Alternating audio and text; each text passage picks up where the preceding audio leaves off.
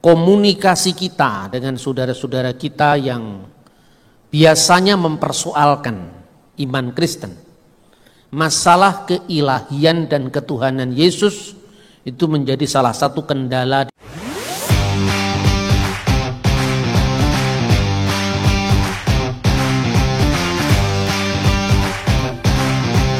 Rata-rata di dalam komunikasi kita dengan saudara-saudara kita yang biasanya mempersoalkan iman Kristen, masalah keilahian dan ketuhanan Yesus itu menjadi salah satu kendala di dalam dialog. Orang Kristen dituduh telah menyembah lebih dari satu Tuhan, dan itu perbuatan disebut musyrik. Orang-orang musyrik adalah melakukan dosa yang disebut syirik, yaitu menserikatkan Allah dengan ilah-ilah yang lain. Yang di dalam bahasa Indonesia ditulis dengan huruf kecil Allah itu sesungguhnya artinya sembahan-sembahan. Kata benda umum berasal dari bahasa Arab ilah.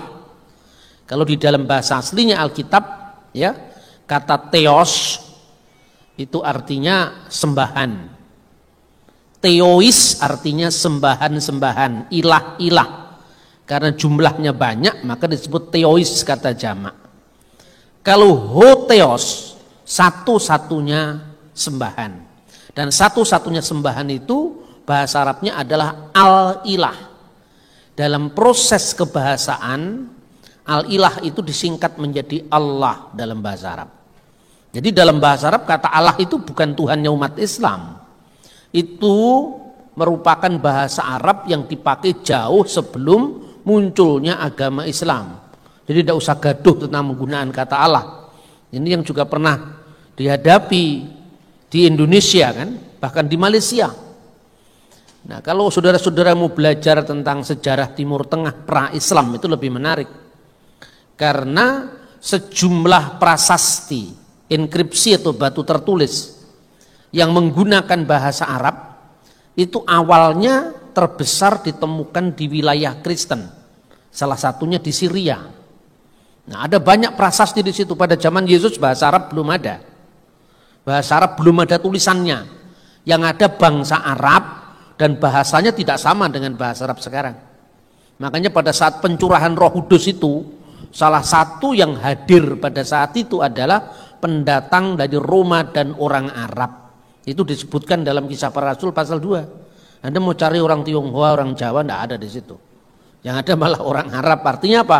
Bangsa Arab itu bangsa yang sangat dekat di lingkungan Alkitab karena dia memang tinggal di wilayah yang sama. Nah, kemudian pada kira-kira menjelang tahun atau abad keempat itu baru muncul satu prasasti yang berbahasa Arab. Itu pun bahasanya belum hurufnya mirip Arab sekarang. Itu yang dikenal dengan prasasti Umul Jimal pertama. Itu bahasanya masih memakai huruf-huruf mirip dengan huruf Ibrani.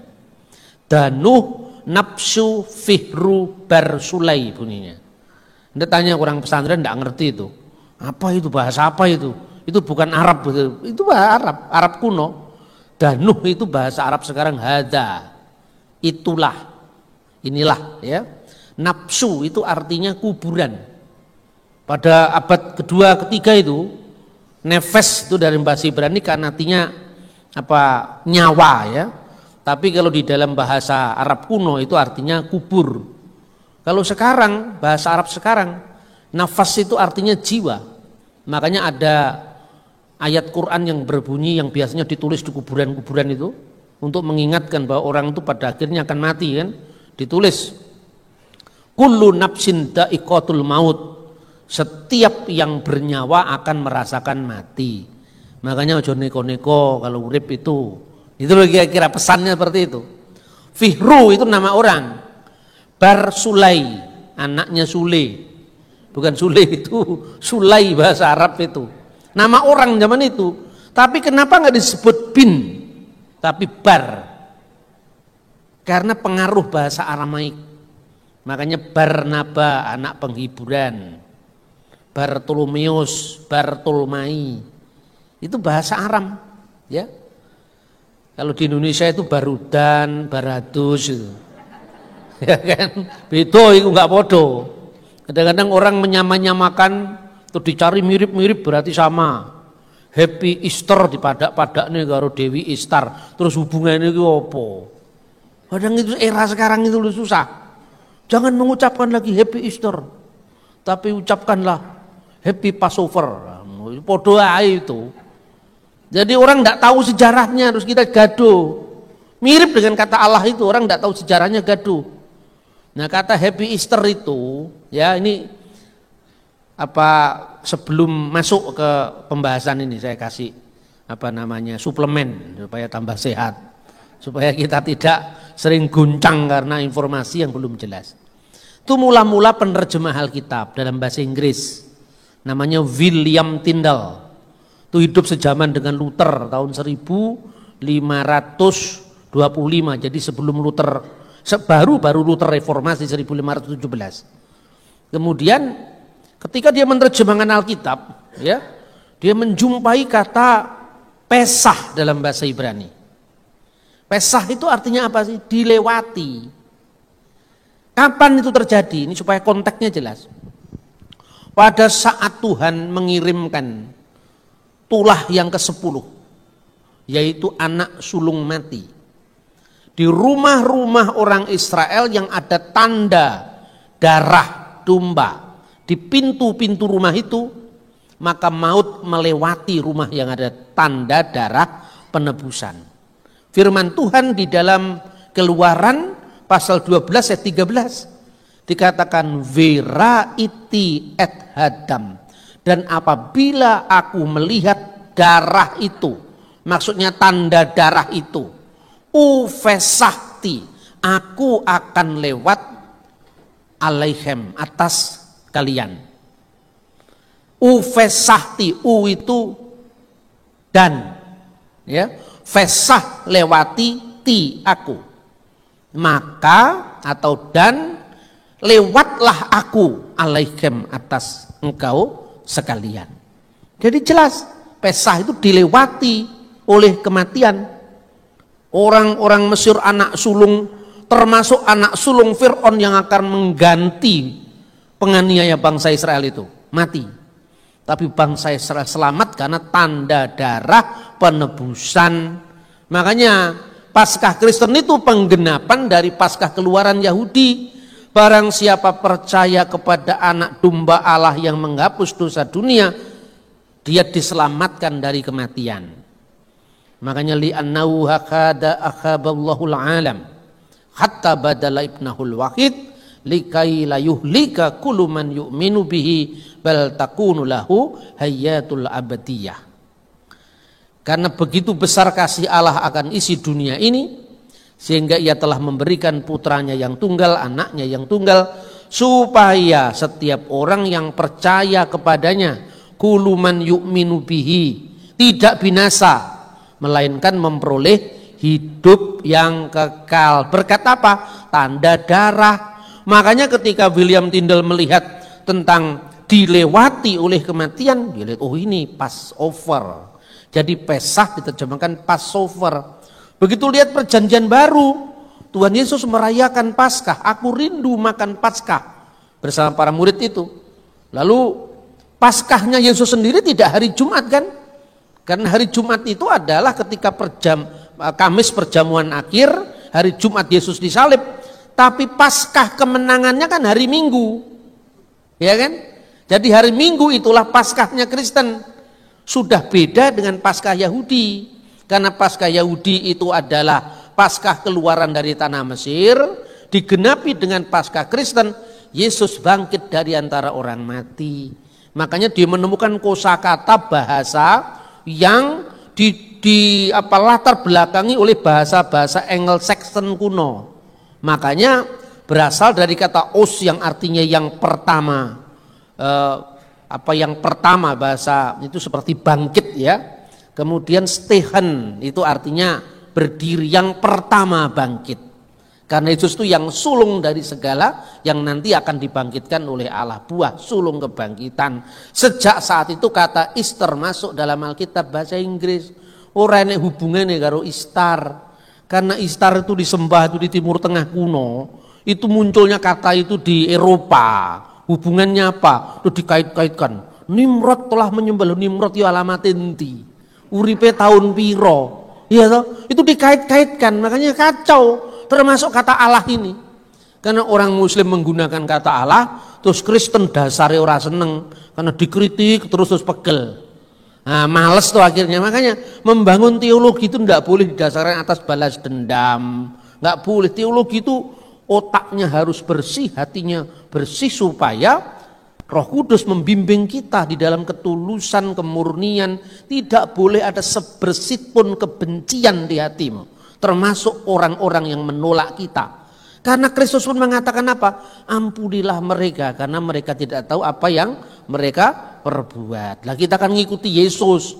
Jadi dibenci santai saja, enggak apa-apa. Orang enggak ngerti itu. Gitu loh. Jadi kadang-kadang orang dikait-kaitkan Ishtar dengan Ishtar. Kemudian ada lagi orang mengatakan Menahema dengan Muhammad. Kemudian dikait-kaitkan lagi Yesaya pasal 29 dan 11 di mana dikatakan bacalah, aku tidak bisa membaca karena kitab ini termaterai, dikaitkan dengan Nabi Muhammad di Gua Hira. Ini yang terjadi kan, makanya membaca Alkitab kalau tidak ada konteksnya kan pada bingung. Terus hubungannya apa itu? Konteksnya Yesaya itu adalah bangsa-bangsa goyim non Yahudi yang diberi kitab tidak bisa membaca karena itu kitabnya orang Yahudi. Karena apa? Kitab itu termaterai, tidak ada hubungannya dengan Nabi Muhammad. Nah, tegaskan saya tidak membenci siapapun, saya tidak membenci Islam, saya tidak mengeluarkan kata-kata kasar terhadap Islam. Tapi kalau Alkitab saya disalahpahami, saya menjawab, jawabannya pun juga tidak dengan kemarahan. Terus saya bilang, loh, tapi ini untuk Kanjeng Nabi loh Pak. Duduk itu untuk Kanjeng Nabi. Tapi kata ini mirip. Nah, Naruto karo Naruto ya mirip. Tapi hubungannya apa?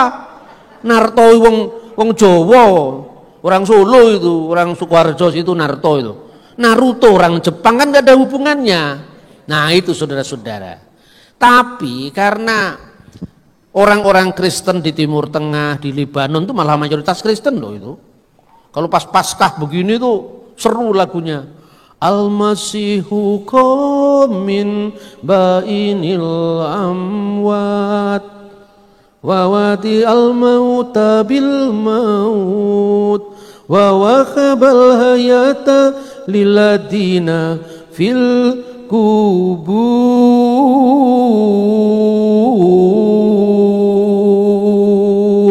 Al-Masihum haqqom, Kristus telah bangkit. Ya benar dia telah bangkit. Ini Alkitab ini rane hubungannya dengan Al-Quran. Tapi kok ngaji Pak? Ya podo ae to. Wong Jawa, Solo, Islam, Kristen mau copat sama saja. Bener enggak? Waktu zamannya Covid mula-mula itu orang semua pada stres, takut. Saya rengeng-rengeng nembang. Nah, kalau saya nembangnya selalu Kristen kan orang mendengarkan kadang-kadang wah Kristen terus itu loh. Saya enggak, saya bagilah. Yang penting intinya kan Kristen. Nembang saya. Singgah-singgah suminggah sumise kang adoh suminggah mring mula bukane sumisio saka praja mami sun caraka balik paringe Sang Kristus. Takon lho Pak, kok Kristus wae aku Kristen. Tembangane padha tapi Kristus itu loh. Orang tidak merasa karena saya asing dengan teman-teman saya terus jagongan. Ya, webinar maksudnya, bukan jagoan langsung karena nggak boleh keluar. Saya sampaikan ini doa saya di kala pandemi, singgah-singgah suminggah sungise. Semua sakit penyakit itu hilang, kembali ke asalnya sakit itu karena sun caroko balik, saya balikkan semuanya dengan Sang Kristus. Kan luar biasa. Ayo coba sama-sama nembangnya tuh mijil itu. Satunya Kristen, satunya Islam. Ngaji juga seperti itu. Di Timur Tengah itu kan nadanya orang Timur Tengah. Kalau baca Quran ya, itu biasanya terakhirnya kan Shadaqallahu azim. Anda lihat ke Libanon, gereja Maronit. Anda lihat ke Mesir, gereja Koptik. Kalau ngaji kitab juga sama. Fil badil kanal kalimah wal kalimatu kana indallah wa kana kalimatullah hadza kana fil badi indallah kullu shay'in bihi kana wa bi ghairihi lam yakun shay'un mimma kan al mazdu lillahi daiman. Pada mulanya adalah firman, dan firman itu bersama-sama dengan Allah, dan firman itu adalah Allah. Ya, sejak semula bersama-sama dengan Allah. Segala sesuatu dijadikan oleh dia, dan tanpa dia tidak ada suatu pun yang jadi dari segala yang telah dijadikan. Segala kemuliaan bagi Allah senantiasa. Amin. Coba nadanya kan mirip. Shadaqallahul adzim. Kalau baca Mazmur diakhiri haleluya. Min mazamir, dari Mazmur. Liyabina Dawudin Nabi wa Maliku Tohir, dari Raja Daud Nabi kita. Barokatuhu alaina amin, berkatnya atas kita amin. Terus dijawab haleluya.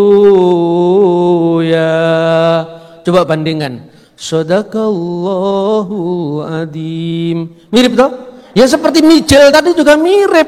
Ya toh? Jangan-jangan kalau orang lu kok mirip-mirip Pak? Kok mirip sekali? Ya memang podo-podo Arabe, podo-podo Timur Tengah. Ya toh? Haleluya. Cukup sekali aku merasa lain kegagalan cinta. Wong nada dipersoalkan. Di Indonesia nada jadi agama. Padahal bukan begitu. Agama, iman itu adalah konsepnya, imannya, teologinya, bukan nadanya. Ya di Indonesia coba kalau qasidah kan pasti Islam. Di Timur Tengah enggak begitu, Paskah begini. Al-Masihukum bil hakikatikum, Al-Masihukum bil hakikatikum. Kristus telah bangkit, sungguh benar dia telah bangkit. Itu budaya saudara-saudara, bukan agama.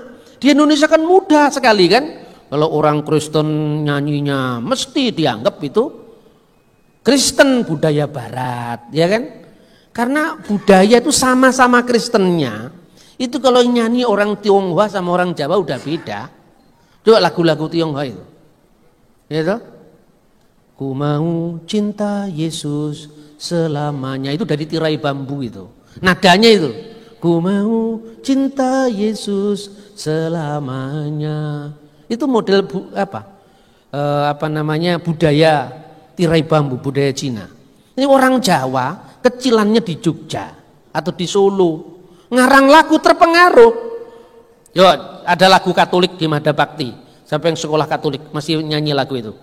Ku mohon ya Tuhan, buka hati hamba, supaya hamba mengidungkan perintahmu. Yang nulis lagu itu orang Jogja, biasa nyanyi sejak kecil. Gundul gundul pacul gembelengan, bener apa enggak? Ku mohon ya Tuhan. Lo itu nada itu netral, tapi isinya yang tidak netral. Kalau ngaji apa dulu isinya? Bener enggak saudara-saudara? Nah begitu juga bahasa. Jadi nada, budaya, bahasa itu netral. Kalau Anda pergi ke Bethlehem, Natalan ya, itu saya perhatikan kadang-kadang kalau saya pas Natalan itu sebelum pandemi itu, saya Natal itu ikut ibadah di gereja Nativity. Nah kita sudah yang ngantri duluan, makanya jam 4 sudah dekat dengan gereja Nativity itu, sampai kita lihat. Itu jamaat saya, artinya pesertanya bisa masuk ke gedung, saya ketinggalan baru sebentar ditutup. Jadi yang dari dalam itu, Pak, halo Pak, katanya, waduh hebat kamu ya. Yang kemudian menjadi yang terdahulu. Yang terdahulu tertinggal di sini, saya ngafi di dekat itu. Tapi benar saya amati, orang itu kan datang dari berbagai negara. Nyanyi lagu kalau Arab mesti minor. Kalau itu orang barat nyanyinya kan mesti ya semangat terus nadanya kan Gloria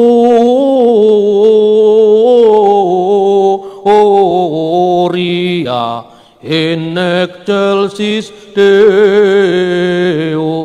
Kalau orang Arab nggak begitu. Al-Majdulillah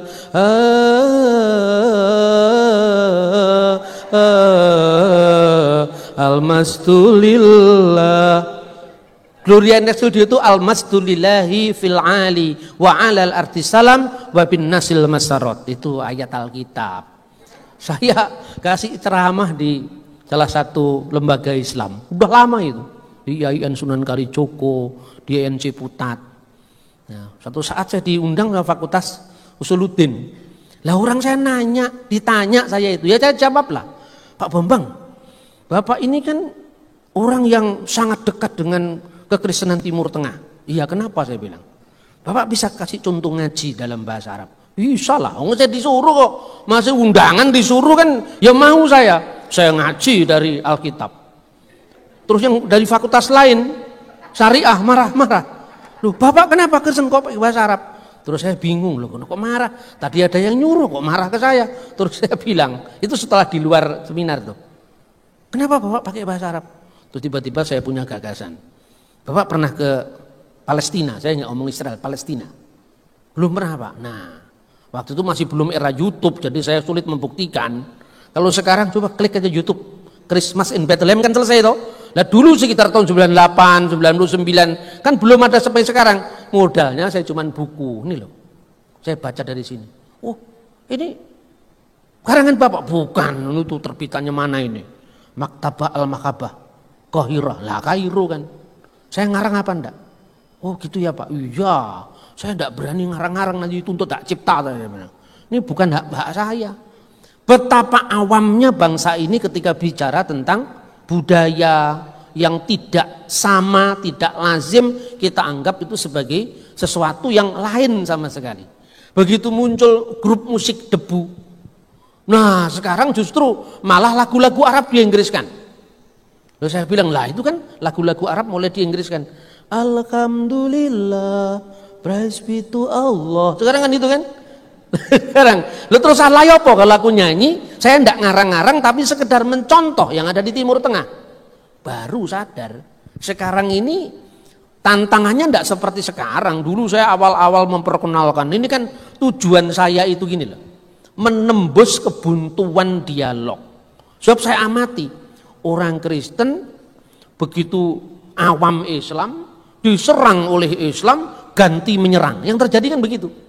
Karena dia tidak punya senjata, baru ada orang masuk Kristen. Dijok-jok nih, ayo serangan gitu loh. Jago kui kan gitu kan. Akhirnya apa? Dihadapi dengan cara yang sama. Kegaduhan ini tidak akan selesai kalau caranya balas-membalas seperti ini. Harus diselesaikan dalam tempo yang singkat-singkatnya dengan ilmu pengetahuan. Ilmu pengetahuan pun harus aman. Nah, kembali kepada soal apa yang kita bahas ini. Lalu bagaimana kita menjawab ketuhanan Yesus? Jawaban saya juga santai-santai aja. Terus yang kamu masalahkan apa? Kalau orang Kristen percaya sama Yesus ya sudah pasti tuh. Lah kalau Islam kan agama terakhir, Pak.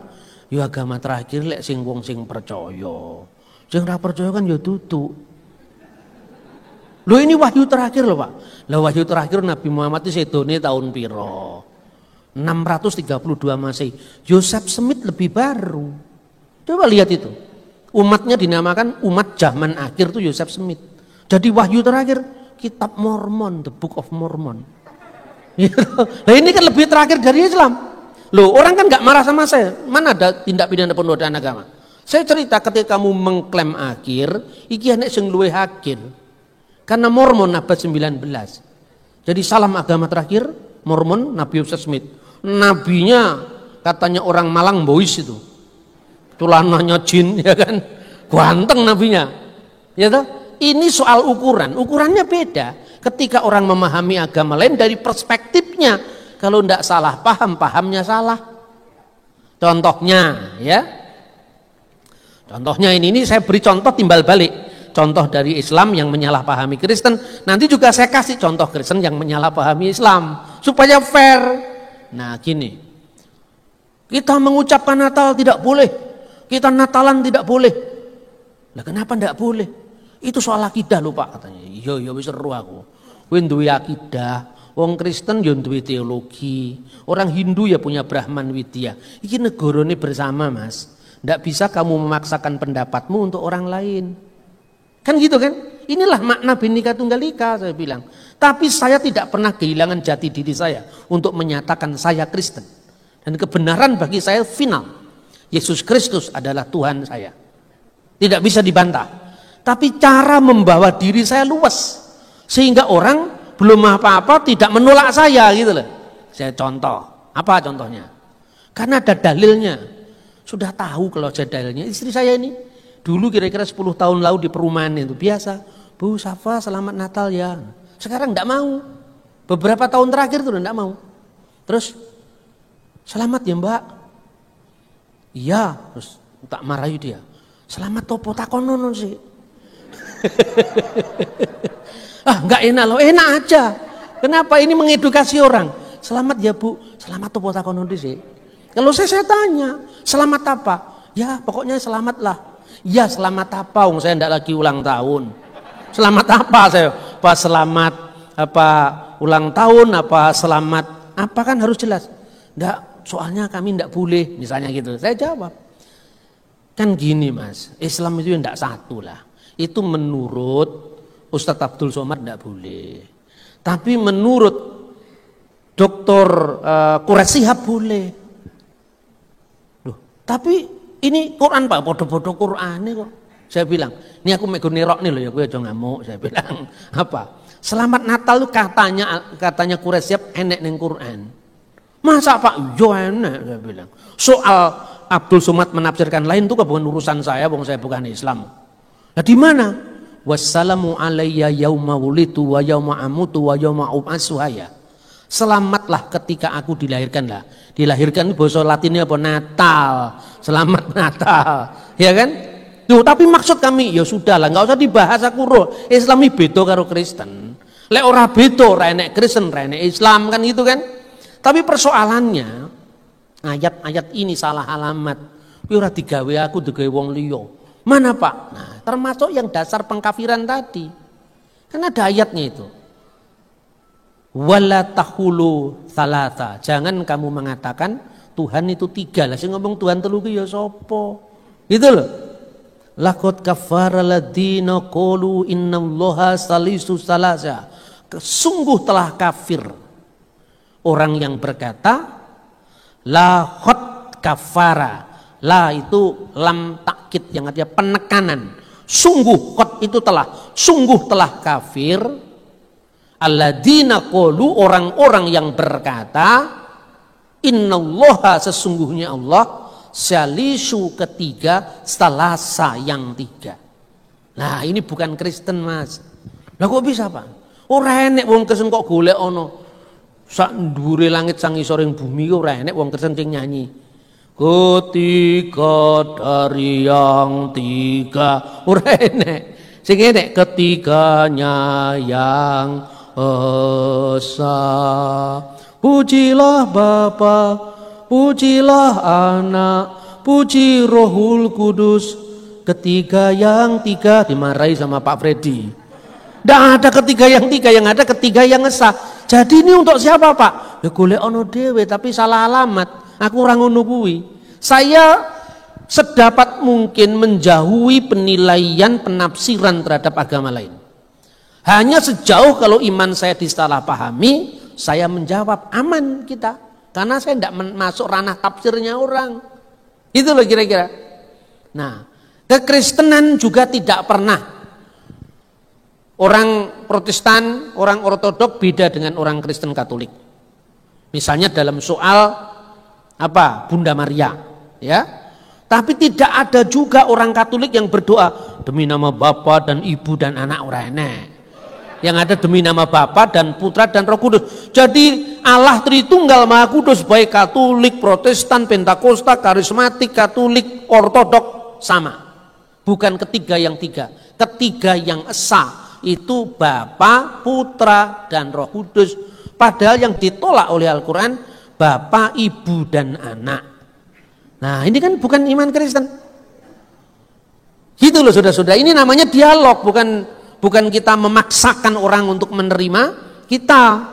Nah sebaliknya juga orang Kristen juga tidak boleh kemudian mengeluarkan kata-kata verbal yang mendiskreditkan Islam. Yang ngono ning ojo ngono, gitu loh. Menurut Bapak Nabi Muhammad siapa? Ya Nabi Muhammad lah, saya bilang. Nabi apa bukan? Nah sekarang gue tak takoni, Yesus Tuhan apa bukan? Ya tidak, ya wes mempunyai kowe Islam. Bener enggak? Jadi Nabi Muhammad Nabi apa enggak? Karena ngotot terus saya bilang Nabi supaya puas. Nabi apa? Nabi. Yo, tapi nabimu tutup nabiku. Kan itu kan. Bener enggak? Ini bahasa komunikasi yang sejuk, yang tidak perlu menghakimi orang lain. Karena Bhinneka Tunggal Ika tadi. Begitu soal Tritunggal, orang banyak salah paham, dipikir kalau Yesus itu Tuhan berarti Yesus bukan manusia, gitu kan? Maka Tuhan kok lapar, Tuhan kok haus, Tuhan kok dicobai, Tuhan kok mati. Ya sing ngomong Tuhan mati ki sapa? Wong Alkitab sudah mengatakan 1 Petrus pasal 3 ayat 18. Dia yang dibunuh dalam keadaannya sebagai manusia. Jadi kemanusiaan yang dikenakan oleh Sang Firman yang menjadi manusia itu yang mati, tapi Allah tidak bisa mati. Gitu loh. Nah, dalam diri Kristus itu ada sepenuhnya Allah, sepenuhnya manusia. Amin. Maka ketika Firman itu menjadi manusia, dia dicobai oleh iblis. Tadi siang saya baca, dia kemudian lapar, haus, dia mati dalam keadaannya sebagai manusia. Tapi apa firman Allah bisa mati? Tidak. Terus saya kasih perbandingan. Pikiran saya bersama dengan saya. Kalau pikiran saya direkam, disiarkan di YouTube, orang lihat gambar saya lalu mengatakan itu Pak Bambang itu yang khotbah di Betani Solo. Salah apa benar? Ya benar lah. Memang itu saya di Betani Solo ini. Ada gambarnya ini, ya kan?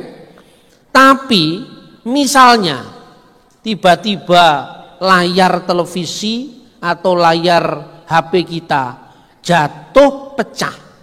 Apakah kira-kira pikiran saya ikut binasa? Tidak, yang pecahkan itu adalah wujud penjelmaan pikiran saya. Firman Allah itu bersama dengan Allah, dan firman Allah itu adalah Allah. Firman menjadi manusia, ketika kemanusiaannya mati, firman Allah tidak bisa mati. Nah, terus di mana salahnya saiki? Oh ya gitu ya Pak. Iya mulakno Joko Susu terus nuduh-nuduh wong. Sakjane umpamane kok haram-haramnya kok ora apa-apa lho Mas. Ndak apa-apa, ora kowe ikhlas. Kok kafir-kafirnya aku ya ikhlas. Wong kafir kanggoku kaum berpikir. Nah, itu kafir. Kita ini mikir dulu baru kita bicara. Nah, terus kemudian berikut. Setiap agama itu sekaligus beriman sekaligus kafir, saya bilang. Lah kok bisa Pak? Nah, kowe percaya enggak karo Siddhartha Gautama? Ya mboten Pak, lah yo duduk nabimu. Ya toh? Kamu percaya kalau Yesus itu adalah Tuhan? Enggak percaya Pak. Nah, terus takonono karo wong Kristen. Kalau kamu berkata Yesus bukan Tuhan, Kristen ne ora ngamuk. Nah, saiki lek Muhammad duduk nabi kok ya aja ngamuk. Lakum dinukum baliatin. Bener apa tidak? Ayo sekarang. Ini yang sering terjadi, orang memaksakan paradigma kita untuk memahami orang lain. Kalau dalam iman Kristen, tidak seorang pun yang mengaku Yesus adalah Tuhan kalau bukan karena Roh Kudus. Ya mari kita berdoa Roh Kudus, berperkaralah Roh Kudus, berkaryalah. Kami sudah menanam dan menyiram, Engkaulah yang memberikan pertumbuhan dari benih yang sudah ditaburkan di dalam nama Yesus. Tugas kita selesai. Ya, itu saudara-saudara. Kemudian Kristus itu Tuhan sekaligus Kristus itu Allah.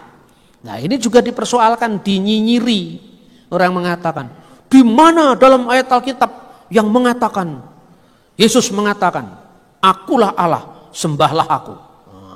Ngono Kristen ya iso bingung itu.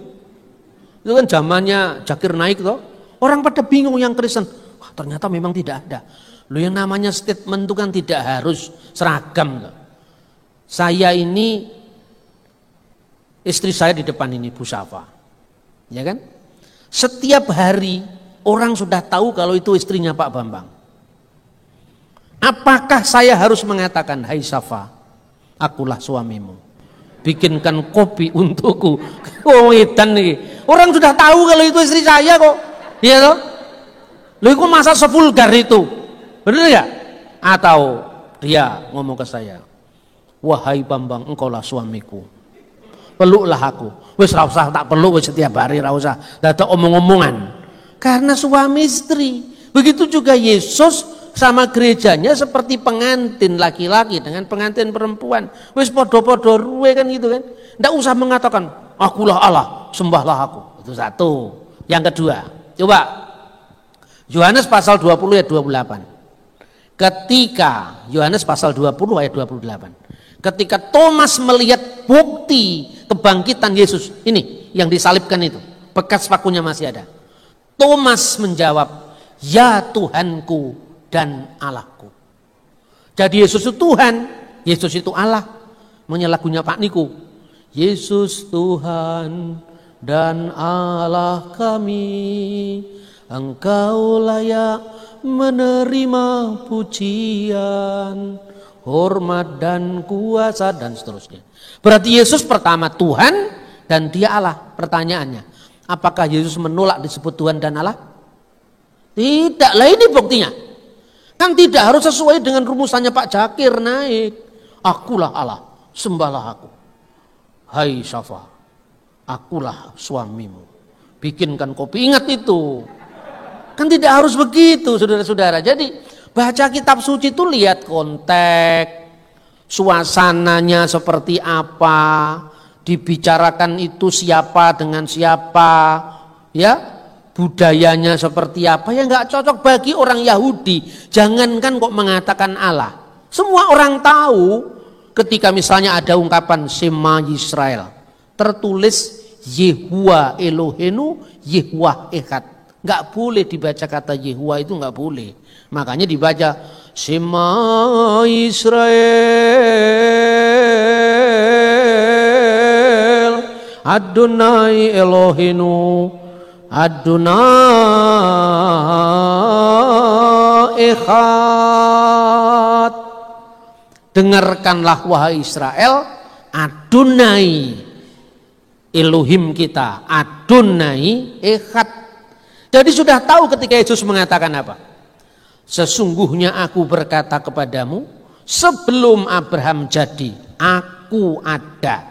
Aku ada itu ungkapan dari aku ada, yang aku ada, nama kekudusan Allah dalam perjanjian lama, Keluaran pasal 3 ayat 14. Buktinya apa?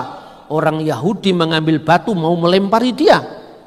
Artinya apa? Bagi orang Yahudi itu kamu mengaku diri sama dengan Hakados yang Maha Kudus, Allah Israel.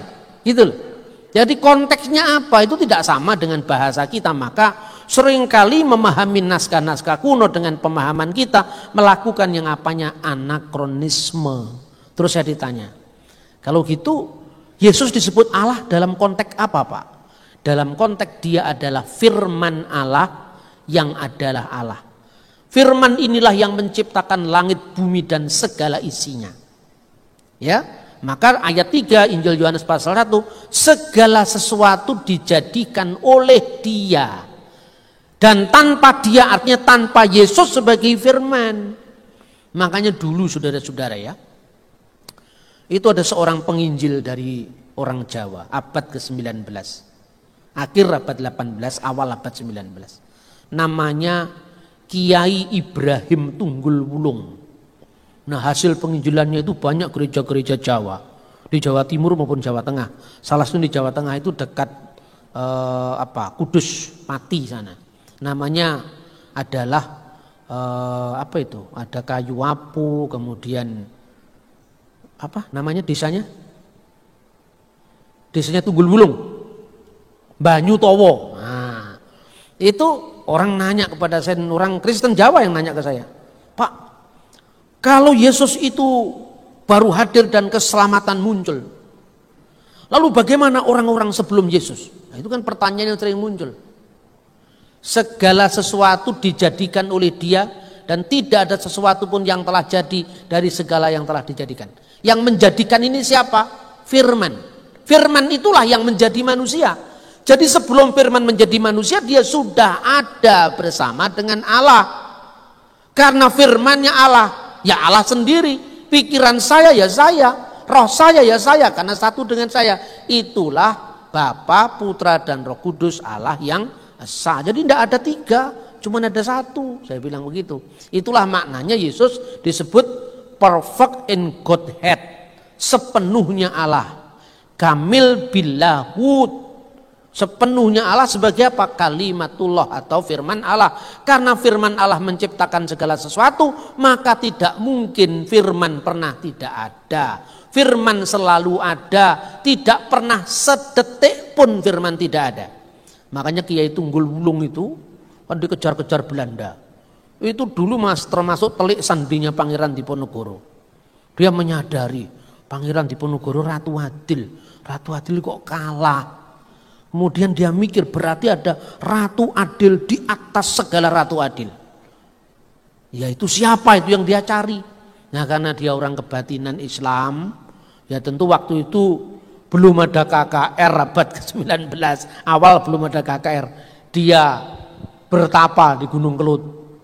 Waktu dia naik ke Gunung Kelut ya sebagai orang Jawa kan, dicegat sama seorang pertapa perempuan namanya Indang Sampurnawati. Tuan mau kemana? Ke sana, menyongsong sang Ratu Adil. Ratu dalam bahasa Jawa itu bukan perempuan ya, pokoknya raja. Kalau perempuan rani namanya. Ya, ada yang namanya rani itu artinya ratu. Ratu perempuan, ratu bahasa Indonesia itu bahasa Jawanya rani. Kalau ratu itu artinya raja. Anda tidak boleh naik ke tempat ini karena wilayah saya, kecuali Anda bisa mengartikan apa ilmu saya. Terus dua-duanya itu bertukar, bertanding ilmu. Sama-sama bukan Kristen. Apa itu? Satunya mengatakan, woh kemiri tiba saiki nanging iso dipanen dek wingi. Siapa katanya? Oh sebelum saya menjawab pertanyaanmu, jawab pertanyaan saya.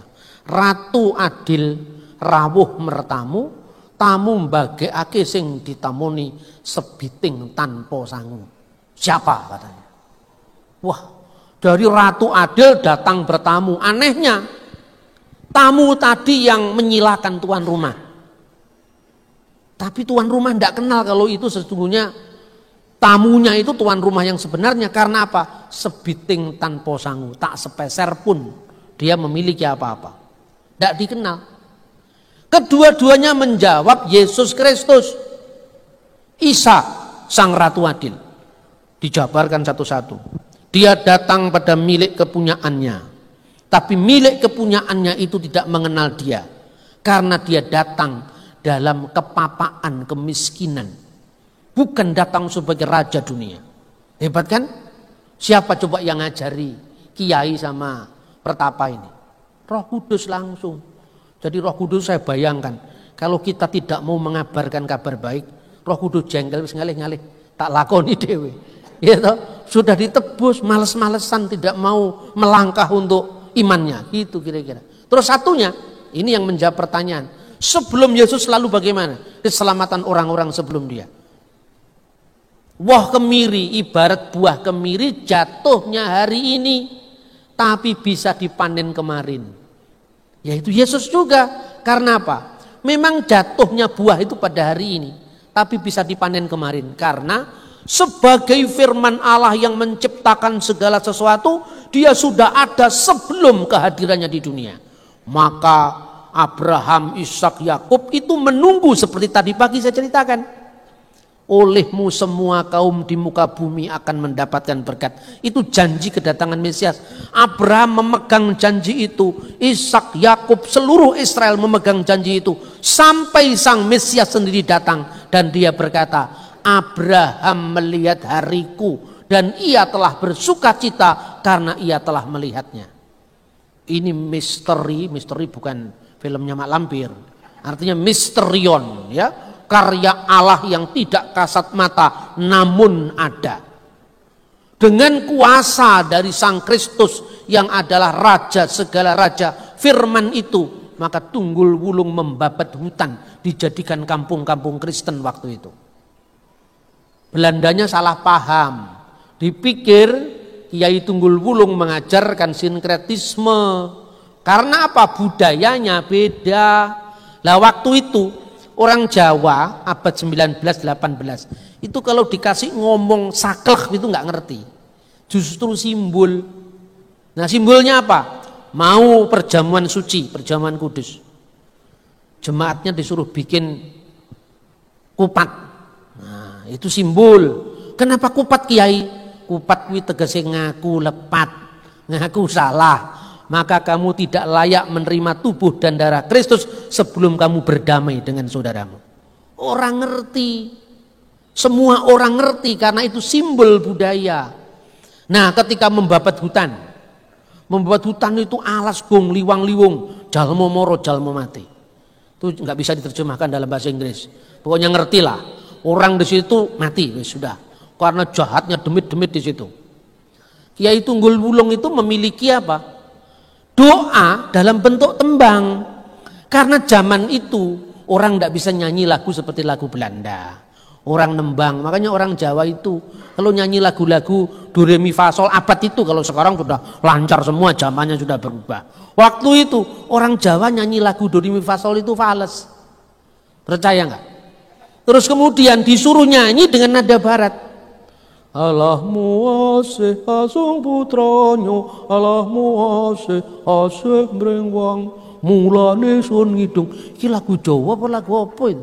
Ya toh, ini kan lagu nadanya Eropa, tapi bahasanya Jawa. Lah itu mirip kalau bahasa Jawa diterjemahkan, tembang Jawa diterjemahkan bahasa Inggris. Kira-kira orang Inggris kan bingung. Do not be easy to be lip service, if only lip service. Loh, kok aneh itu? Nggak ngerti orang. Padahal lagu itu artinya apa? Ojo sok gampang dadi wong lamis. Itu di Inggris kan lucu. Nah makanya gereja itu di mana dia berkembang ya sesuai dengan konteks. Mungkin bagi yang usianya sudah 50 ke atas, nyanyi lagu-lagu yang seperti dinyanyikan pertama kali tadi kurang bisa menikmati. Tapi mundurkan egomu, zamanmu sudah habis. Sekarang zaman anak-anak muda, ya kan? Sebab kalau tidak gitu gereja akan ketinggalan. Gereja harus menyesuaikan. Yang penting kan bukan musiknya, bukan nadanya, yang penting kan isinya. Kalau seorang dibuat militan dengan musik yang lebih rancak seperti kalau lagu-lagu Pentakosta lama, Tuhan Yesus tidak berubah, tidak berubah, tidak berubah. Zamannya Pak Niko jadi ngepop, bener nggak? Mulai ngepop, ya tren itu. Mulai ngepop itu lagu apa ya? Misalnya ya, siapakah aku ini, Tuhan, Pak Niko, jelas itu. Ya, tapi lagu itu menunjukkan apa? Komitmen kita, ya kan? Begitu juga di dalam konteks zaman, ruang, waktu, tentu menyesuaikan diri. Kiai Tunggul Wulung zaman itu ya, kalau orang rengeng-rengeng sore hari belum ada listrik, bener gak? Jadi kalau ada sinar rembulan dadari, semua orang pada keluar di situ, lalu nembang. Nembangnya apa? Ya dijauhkan dari mara bahaya kan itu kan? Itu diambil oleh gereja, dipakai untuk mengabarkan kabar baik, semua orang mengerti. Lah terus orang Jawa kadang-kadang minder dengan setan. Nah itu ada lagunya, namanya Suluk Pelencung. Nah itu kalau orang Solo mesti ngerti itu. Apuranen sonangetang, maafkanlah apabila saya menghitung. Minta maaf kepada roh-roh teritorial. Lelembut ing nusa Jawi.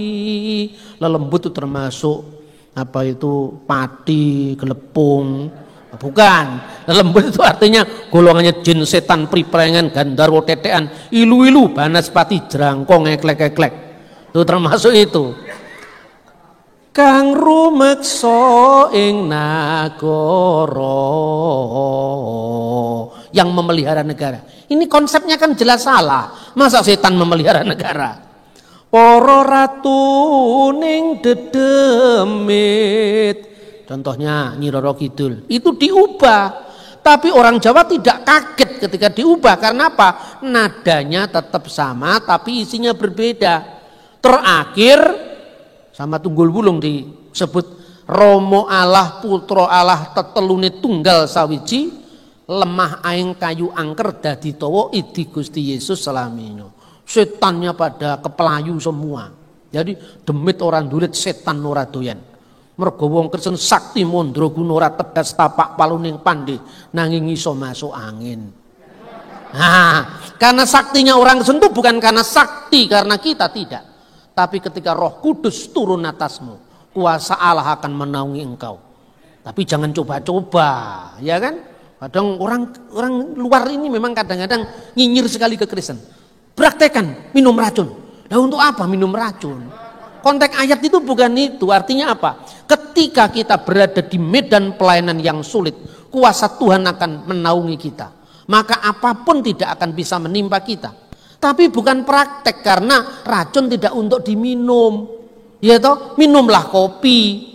Situasi normal, karena kan situasi perjuangan yang tidak normal. Kadang-kadang ayat diperkosa, ditafsirkan semaunya mereka. Kedua, Yesus adalah Tuhan. Jadi Allah itu yang disembah, Tuhan itu yang punya otoritas, yang punya kuasa. Makanya ketuhanannya diberikan kepada Sang Mesias ketika Sang Mesias menjadi manusia. Segala kuasa baik di surga maupun di bumi telah diberikan kepadaku, karena itu pergilah, jadikanlah semua bangsa muridku, baptiskanlah mereka di dalam nama Bapa dan Putra dan Roh Kudus. Di situ kembali kepada ajaran semula. Jadi iman Kristen itu bukan karangan Bapak Gereja, bukan tafsiran bebas orang-orang Kristen, tidak. Tapi dibuktikan dengan kebenaran firman Tuhan, dihayati, dihidupi, dipertahankan, diperjuangkan dengan gigih sampai darah para martir harus tercurah, karena orang Kristen mengandalkan Kristus, bukan mengandalkan kekuatan pribadi. Karena itu ketika Kiai Tunggul Wulung bicara tentang mengusir setan, tetap nama Yesus yang dipakai. Nah, inilah yang menjadi pelajaran kita. Maka jangan orang barat melihat tembangnya, tapi tidak lihat intinya. Kayu aeng lemah sangar dadi towo, ditambahi dengan Romo Allah, Allah Bapa, Putra Allah, Roh Suci Allah, Roh Kudus. Tetelune tunggal sawiji, ketiganya yang esa, melingkupi kita, menjamah kita, memperlengkapi kita, menguatkan kita dengan kuasanya, sehingga tidak ada satupun yang bisa memisahkan kita dari kasih Tuhan Yesus Kristus.